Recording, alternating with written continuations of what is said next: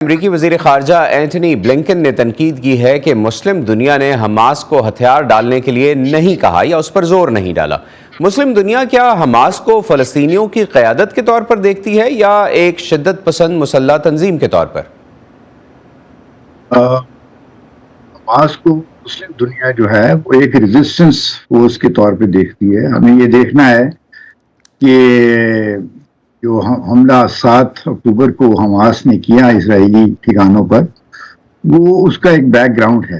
Back ground ہے اسرائیلی military occupation Gaza کا، waste bank کا، اور ایک سفوکیٹنگ جو ملٹری آکوپیشن جس میں ورچولی غزہ میں لوگوں کو سانس لینے کی اجازت نہیں تھی، تو اس کے اوپر ریزسٹنس ہونی اور اس کے ریئیکشن آنا تو ایک لازمی امر تھا۔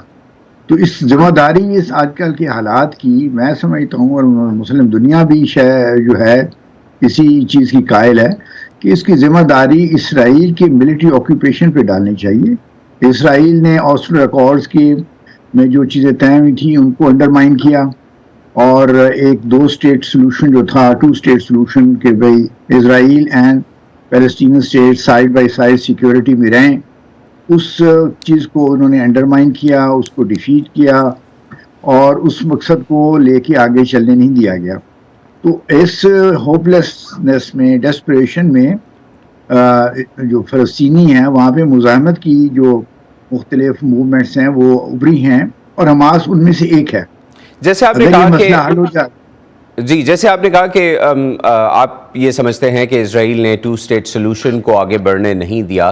امریکی صدر جو بائیڈن نے حال ہی میں کہا ہے کہ نتن یاہو کو خود کو سخت گیر نظریات کی اتحادی جماعتوں سے علیحدہ کرنا ہوگا کیونکہ وہ 2 اسٹیٹ سلوشن کے خلاف ہیں۔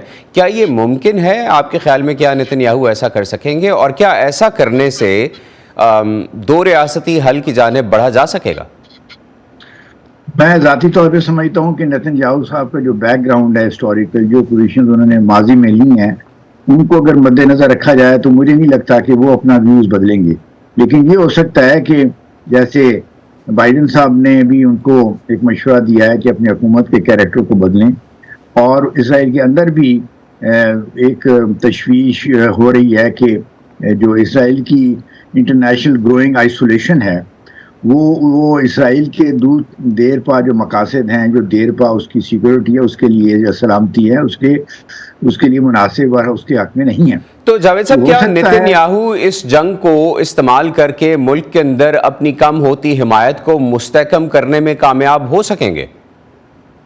میرا خیال میں اب وہ لوزنگ گراؤنڈ، ان کو جیسے جیسے وقت گزرے گا اور حالات جیسے جیسے اسرائیل کی انٹرنیشنل آئسولیشن بڑھے گی، یو ایس میں بھی، میں ابھی وہاں سے واپس آیا ہوں آفٹر اے پرائیویٹ وزٹ، تو میں نے دیکھا ہے وہاں بھی جو ایک گروئنگ پبلک اوپینین ڈیولپ ہو رہی ہے کہ نتن یاہو کی جو گورنمنٹ ہے وہ اب زیادتی کی طرف قدم بڑھاتی جا رہی ہے۔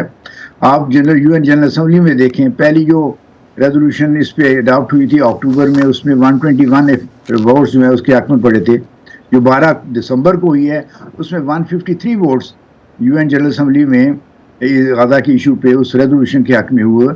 اور یہ دونوں چیزیں اگر آپ ان کا تقابل کریں، موازنہ کریں، تو نظر آ رہا ہے کہ انٹرنیشنل آئسولیشن اسرائیل کی بڑھتی جا رہی ہے۔ جیسے آپ بتا رہے ہیں کہ دنیا کے مختلف ممالک کا رد عمل جو ہے وہ اب تبدیل ہو رہا ہے، لیکن مسلم دنیا کے رد عمل کو آپ کیسے دیکھ رہے ہیں؟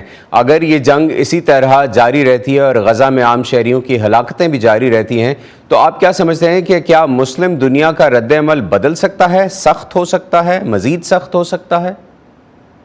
میرا خیال بھی عین ممکن ہے۔ جو پہلی OIC عرب سمٹ ہوئی ہے ریاض میں، اس میں انہوں نے ایسے جو مقاصد جو یعنی پیلسٹائن میں دیر پا امن کا قیام، سیز فائر، ہیومینیٹیرین اسسٹنس، ان چیزوں کا ذکر کیا، اور یہ دباؤ، لیکن اس میں اسرائیل کے خلاف کوئی ایسے اقدامات نہیں لیے گئے جس سے اسرائیل کے اوپر دباؤ اور پریشر بڑھ سکتا۔